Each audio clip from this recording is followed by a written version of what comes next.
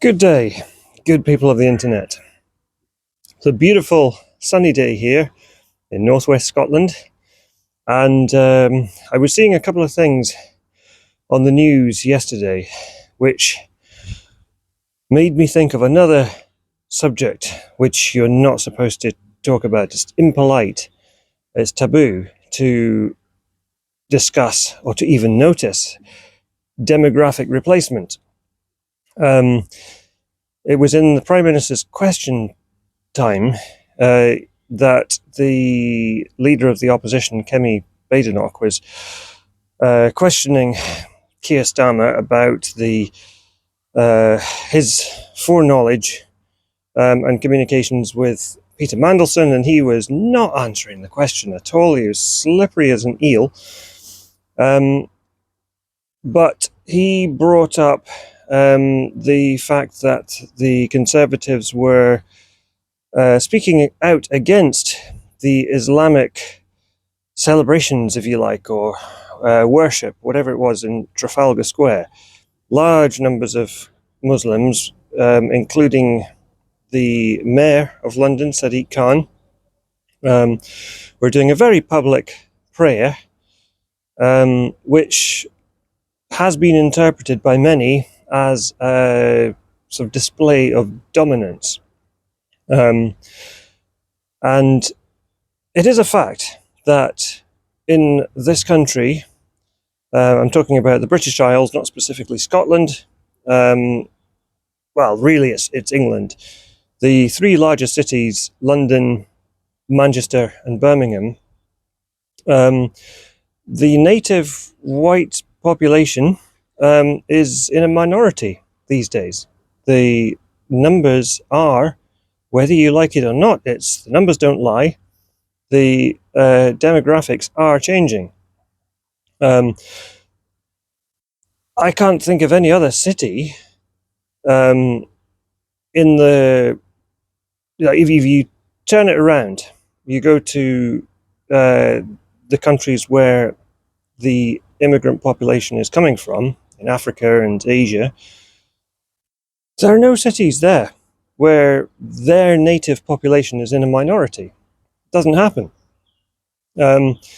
Yet it's happening here, and the government have something, I don't know if you've heard of Operation Scatter, where they want to increase the, what do they call it, BAME?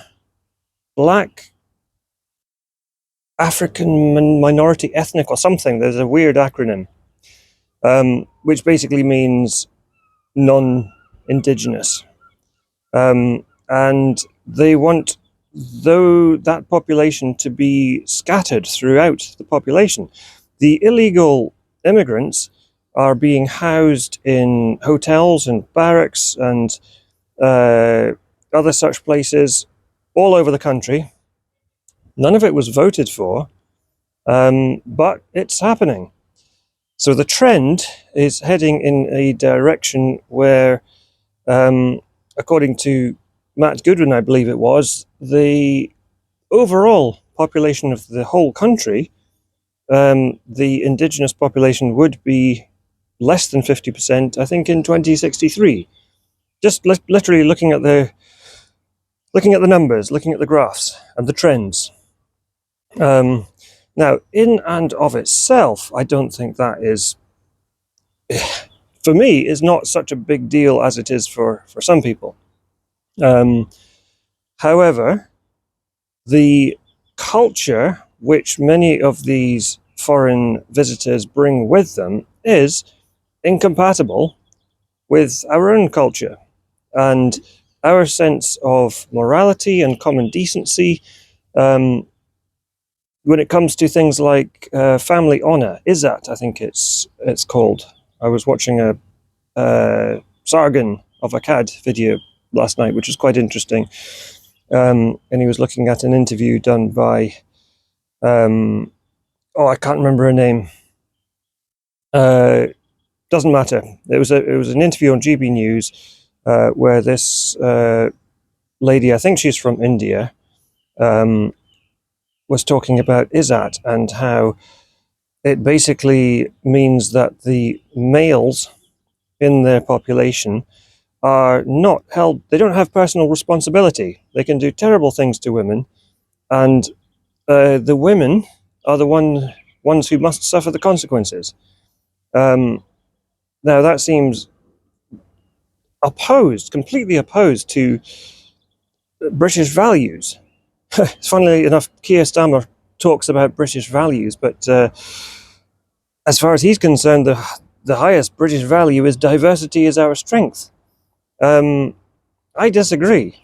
I think that diversity in its current form, particularly in London, Manchester, and Birmingham, are a weakness, which is being exploited by hostile foreigners. Sad to say, but I don't think it's untrue. So, the demographic replacement in this country and many other Western countries, you might call them, does seem to be happening. And what can we do about it? At the moment, there seems to be one political party, which isn't even a party yet, it's going through the registration process, Restore Britain, but it is gaining massive momentum. And I personally think that's a good thing. Of course, it is being accused of being fascist and far-right and neo-Nazi and all these things, flinging shit in the hope that it will stick. That's what the opponents are doing.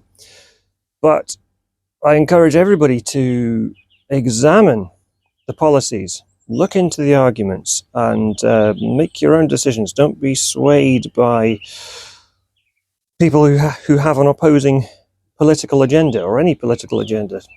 Don't listen to me. Question everything I say, and do the same as a general rule, general principle. Question everything. Anyway, that's all for now. Thank you for watching, and see you next time.